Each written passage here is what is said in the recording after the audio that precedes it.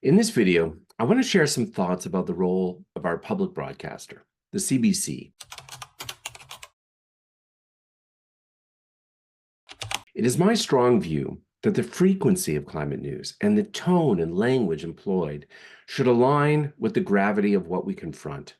And in that context, it is well past time for our public broadcaster to break the damn glass and sound the climate emergency alarm. Moreover, were the CBC to do that, not only would they be helping to rally us in our collective survival, they just might also help to rally us in defense of the broadcaster's own survival. It strikes me that sometimes the CBC is exactly the public broadcaster we need it to be in an emergency.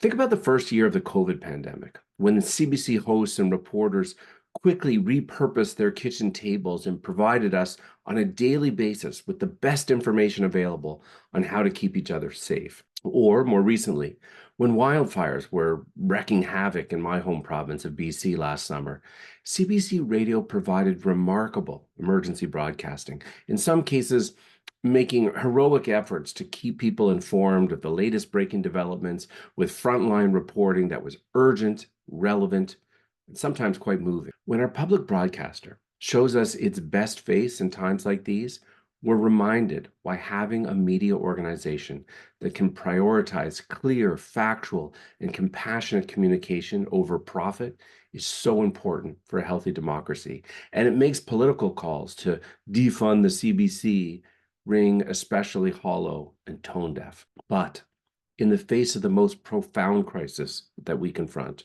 the climate emergency, we have yet to see the CBC be that public broadcaster.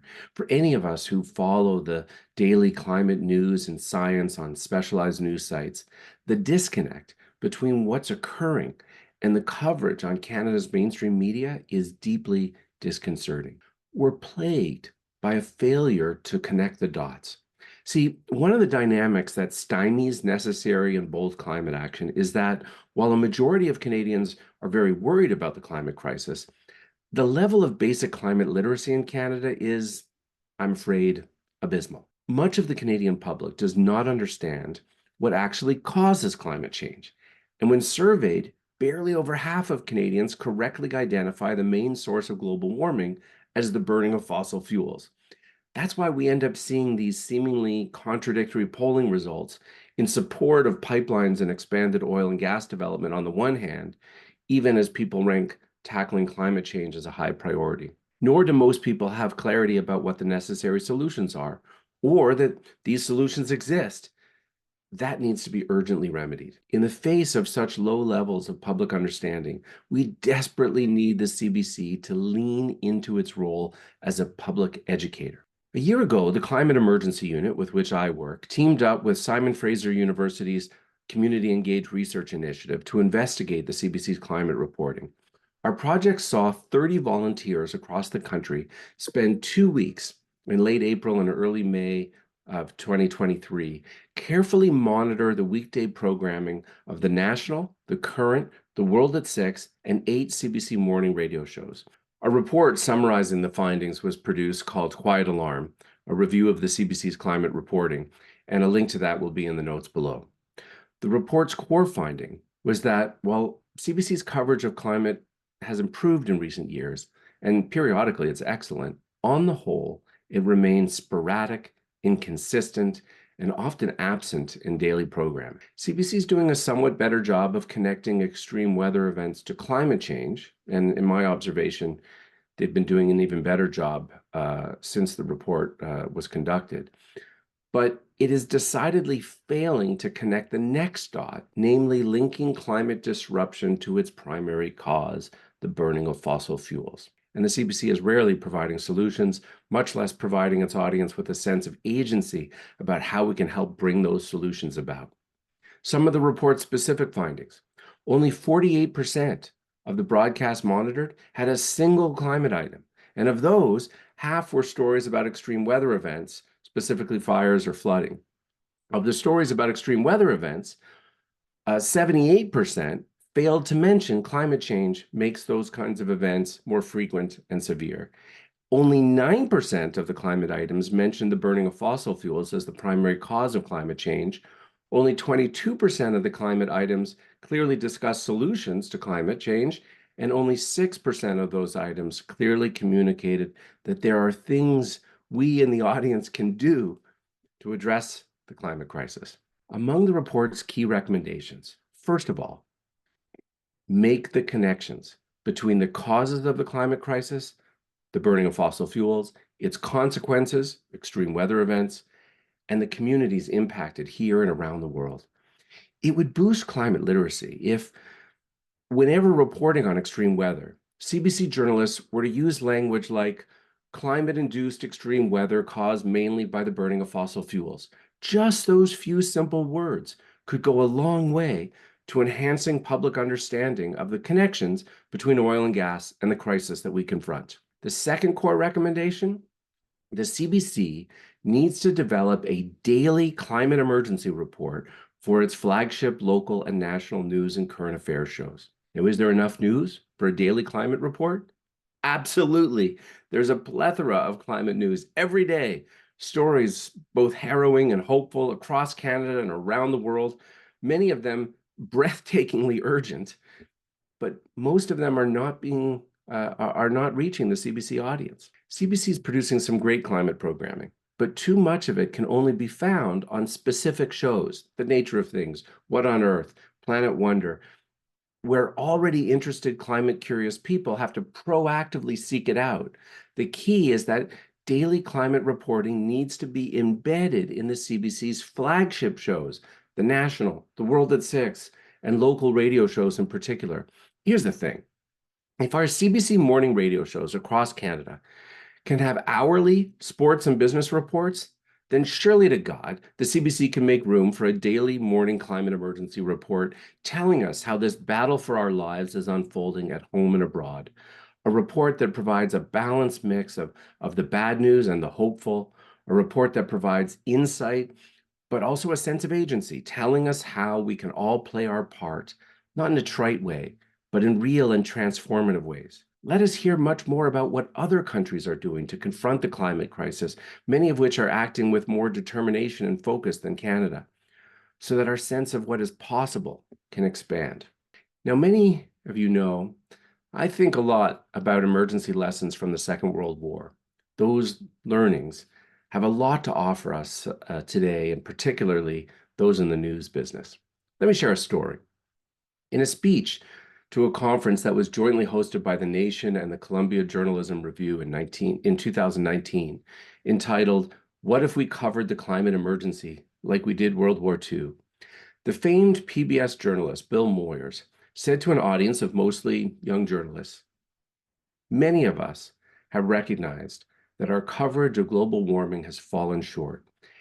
And he recalled how, as a child, he used to listen to the radio coverage of the Second World War with his parents, delivered by the renowned journalist Edward R. Murrow and his CBS colleagues.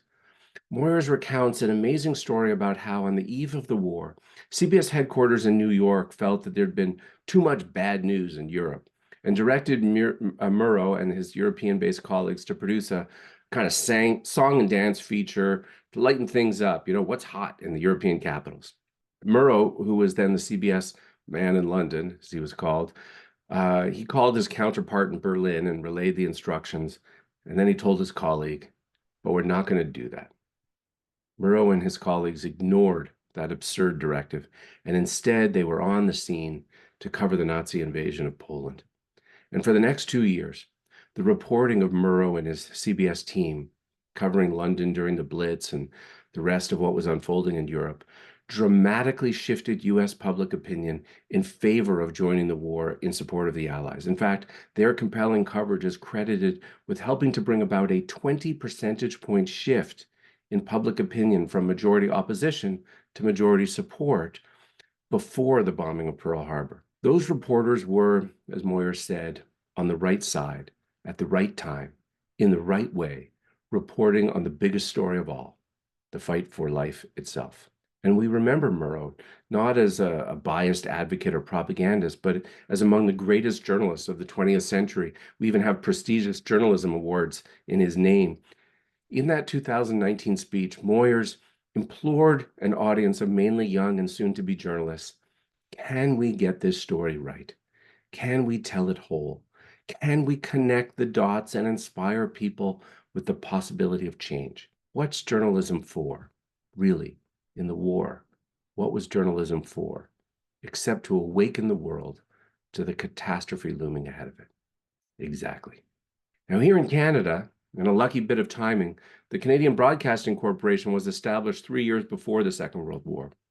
The CBC was then just a radio service, and it offered daily coverage of the war, with reporting from Europe led by senior foreign correspondent Matthew Halton. And in an era when radio and entertainment options were quite limited, pretty much everyone gathered in and shared in the nightly experience of hearing those reports. Now, depending on one's age, the name of Canadian-born actor Lorne Greene conjures up different memories. If you're of my parents' generation, you might think of the old TV Western Bonanza, where Greene played Pa Cartwright. If you're a child of the 70s like me, you may well think of the original and rather cheesy Battlestar Galactica series in which Greene played Commander Adama. But before Greene went off to become a Hollywood star, he was the CBC News reader and served in that role right through the war. He was widely and affectionately known then to Canadians as the voice of doom, as the CBC Evening News began each night with the latest update from the war delivered in Greene's fabulous baritone, dramatic voice. The CBC played a vital role in mobilizing the Canadian public, making the threat real, so Canadians understood what was unfolding as a clear and present danger. Now, I've been asked, surely you're not advocating that the news media become the kind of propaganda outlets that we saw in the war. No, I'm not.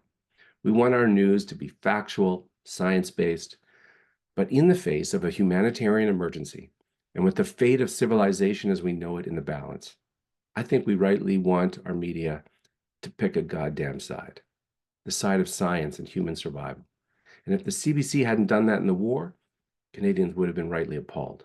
Just as Lorne Greene and Matthew Halton brought Canadians up to speed on the war effort every night during the Second World War, and as the CBC did during the first year of the pandemic, today's flagship CBC News shows like The National and The World at 6 can and should do the same.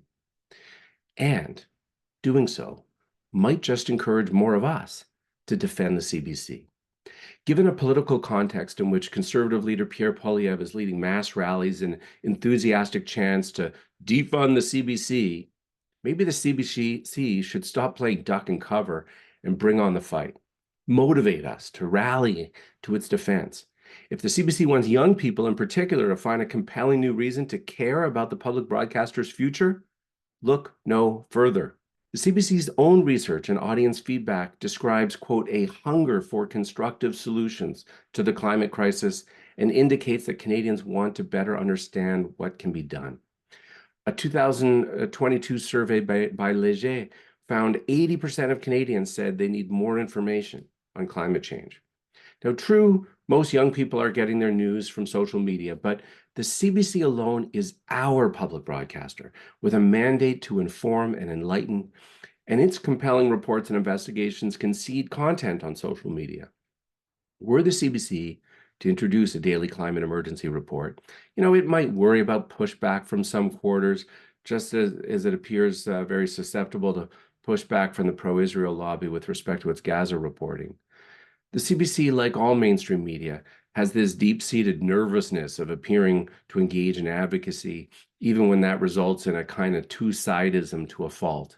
But again, there is no virtue in neutrality when confronting a civilizational threat. Much like the CBC's weak and dispassionate coverage of the horror and humanitarian emergency that is being inflicted on Gaza, the broadcaster's overly passive and inconsistent climate reporting is incongruous with the scale and scope of the catastrophe that looms. The ubiquity of climate news and the language employed should align with the gravity of what we confront.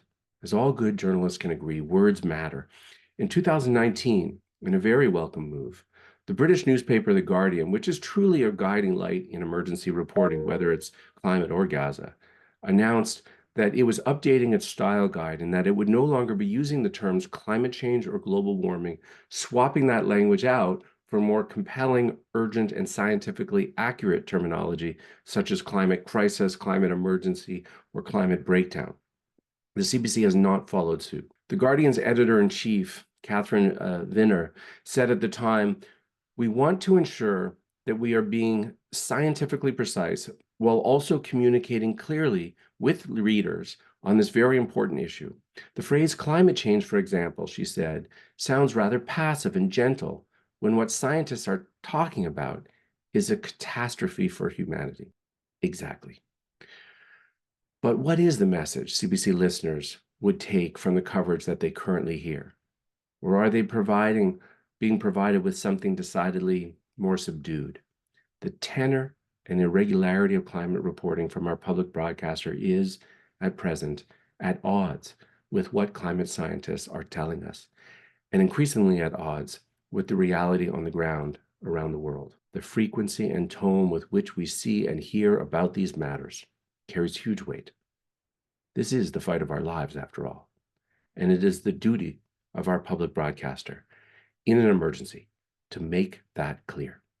And just maybe, if we see and hear the CBC acting in our collective defense, we will reciprocate in turn.